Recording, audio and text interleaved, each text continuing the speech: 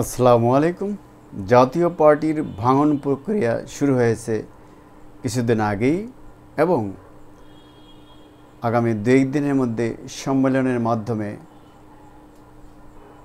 জাতীয় পার্টির আরেক দফা ভাঙন চূড়ান্ত হচ্ছে। এমনিতেই সাবেক প্রেসিডিয়াম মেম্বার, সিনিয়র সদস্য, সাবেক মন্ত্রী ব্যারিস্টার আনিসুল ইসলামকে ভারপ্রাপ্ত চেয়ারম্যান করে জাতীয় পার্টি এবং সাবেক মহাসচিব মুজিবুল হক চুন্নুকে মহাসচিব রেখেই জাতীয় পার্টি একটি অংশ পুনর্গঠিত হয়েছে। আরেকটি অংশ জিএম কাদের রয়েছেন, তার বিপরীতে রয়েছে, তার সঙ্গে রয়েছেন নবাগত মহাসচিব ব্যারিস্টার শামীম হায়দার পাটোয়ারি। আর এখানে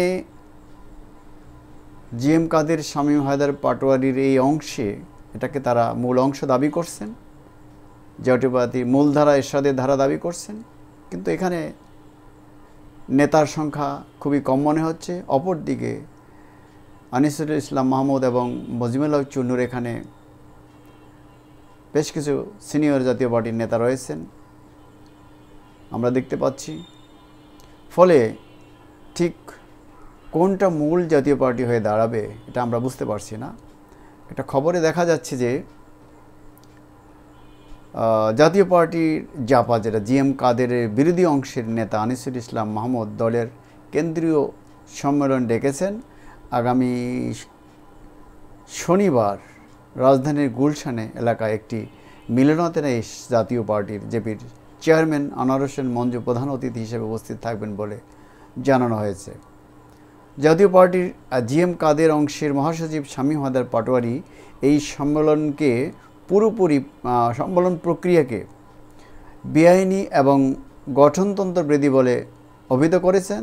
গত 30 জুলাই ঢাকার প্রথম মুখ্য মহানগর জেলা ও দায়রা জজ মোহাম্মদ নুরুল ইসলাম এক আদেশে জাতীয় পার্টির চেয়ারম্যান জিএম কাদের ও দপ্তর সম্পাদক মাহমুদ আলমের সাংগঠনিক কার্যক্রম পরিচালনার উপর অস্থায়ী নিষেধাজ্ঞা দেন, যা পরবর্তী ধার্য তারিখ আগামী 12 আগস্ট পর্যন্ত কার্যকর রয়েছে।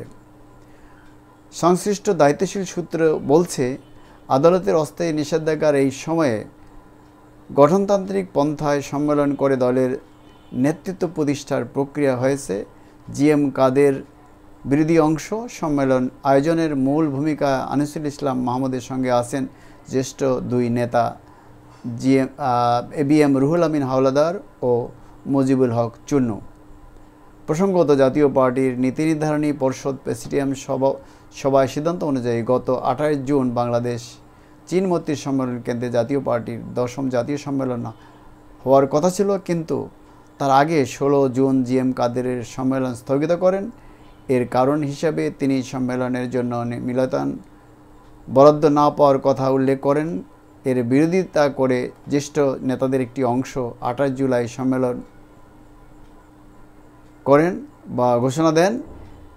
এমনকি জিএম কাদেরের প্রতিদ্বন্দ্বী হয়ে সম্মেলনে আনিসুল ইসলাম মাহমুদকে চেয়ারম্যান ও রুহুল আমিন হাওলাদারকে মহাসচিব পদের ঘোষণা দেন। এখান থেকে বিরোধীদের শুরু হয় এবং বিরোধিতা শুরু এবং তা নিয়ে দিনে দিনে আরও প্রকট হয়ে আদালত পর্যন্ত গিয়ে ঠেকেছে। এখন জিএম কাদেরের বিরোধী অংশ সম্মেলন করতে যাচ্ছে। জিএম কাদেরের উপর আদালতের নিষেধাজ্ঞার পর আনিসুল ইসলাম মাহমুদকে দলের ভারপ্রাপ্ত চেয়ারম্যান মনোনীত করেছেন জিএম কাদেরের বিরোধী অংশ। সেই সঙ্গে জিএম কাদের যে নেতাদের বহিষ্কার করেছিলেন তাদের বহিষ্কার আদেশ প্রত্যাহার ঘোষণা দেওয়া হয়েছে। এটা আমরা দেখতে পাচ্ছি যে জাতীয় পার্টি জিএম কাদের অংশে মহাসচিব শামীম হায়দার পাটোয়ারি প্রথম বলেন, পার্টির চেয়ারম্যান যাদের বহিষ্কার করেছেন তারা আদালতের আদেশ অনুযায়ী এখনও বহিষ্কৃত আছেন। যেহেতু দলের তাদের প্রাথমিক সদস্যপদ নেই, সেহেতু তারা প্রেসিডিয়াম সদস্য সভা ডাকতে পারেন না। এগুলো দলের মানে নিজস্ব বিরোধিতা বা পক্ষাবলম্বনের বিষয়, কিন্তু আমরা দৃশ্যত যেটা দেখতে পাচ্ছি যে নির্বাচন সামনে, এখানে জাতীয় পার্টির একটি অংশ হয়তোবা নির্বাচনমুখী হবে, আরেকটি অংশ কোন দিকে যাবে তা বোঝা যাচ্ছে না। কারণ আমরা আগে থেকে জিএম কাদেরকে আওয়ামীপন্থী কিংবা ইন্ডিয়াপন্থী হিসাবে চিহ্নিত হতে দেখেছি এবং তার বিরোধীরা খানিকটা বিএনপি ঘেঁষা বলে মনে হচ্ছে। অর্থাৎ জাতীয় পার্টি যে দুটি ধারা তৈরি হয়েছে, এই দুইটি ধারা সেই আগের মতোই আনিসুল ইসলাম মাহমুদের এই ধারার সঙ্গে সম্ভবত রওশন এরশাদ রয়েছেন। ফলে এই ধারা দুটি আগের মতোই একে অপরের বিরোধিতা করলেও একটা অংশ সরকারের সঙ্গে আরেকটা অংশ বিরোধিতার থাকতে পারে। সেক্ষেত্রে জিএম কাদের অংশটাকে আওয়ামী লীগের সমর্থন পেতে পারে বলে ধারণা করা হচ্ছে। ফলে আমরা দেখতে পাচ্ছি জাতীয় পার্টির যে ভবিষ্যতের রাজনীতি, যে এখনও জাতীয় পার্টি বাংলাদেশের তৃতীয় বৃহত্তম দল বলে অনেকে বলছেন, জামাত ইসলামকে চতুর্থ বৃহত্তম দল হিসেবে তারা চিহ্নিত করছেন। সেই ক্ষেত্রে জাতীয় পার্টি হয়তোবা এই বিভক্তি বা বিরোধিতার কারণে পিছিয়ে পড়তে পারে। সেক্ষেত্রে জামাত হয়তো তৃতীয় পার্টি হিসেবে, অর্থাৎ বিএনপি, আওয়ামী লীগ এবং জামাত এই হিসাবে, যে আওয়ামী লীগকে যদি এখন ধরা হয় যে সমর্থকের দিক থেকে, যেহেতু আওয়ামী লীগের কার্যক্রম এখন নিষিদ্ধ, সমর্থকের দিক থেকে এখন আবার জামাত তৃতীয় অবস্থানে এবং জাতীয় পার্টি হয়তো চতুর্থ অবস্থানে চলে যেতে পারে, এরকম একটা আশঙ্কা বা সম্ভাবনা রয়েছে। যাই হোক, জাতীয় পার্টির মধ্যকার এই বিরোধ বা তাদের সরকারের সাথে আঘাত করা, বিরোধিতা ইত্যাদি নানান কার্যক্রম আমরা ইতিপূর্বে দেখে দেখে শ্রান্ত হয়ে গেছি। জাতীয় পার্টির এটা নিজস্ব রাজনীতি, তবে জাতীয় রাজনীতিতে জাতীয় পার্টির কী ভূমিকা থাকবে সেটা এখনও পর্যন্ত পরিষ্কার নয়। দেশের গণতন্ত্র, মানবাধিকার, সংবাদপত্রের স্বাধীনতা ইত্যাদির ক্ষেত্রে জাতীয় পার্টি এবং গণতন্ত্র পুনর্নির্মাণে জাতীয় পার্টি কী ভূমিকা রাখবে সেটা তাদের ভবিষ্যৎ কার্যক্রমে বলে দিবে। সে পর্যন্ত আমাদেরকে অপেক্ষা করতে হবে।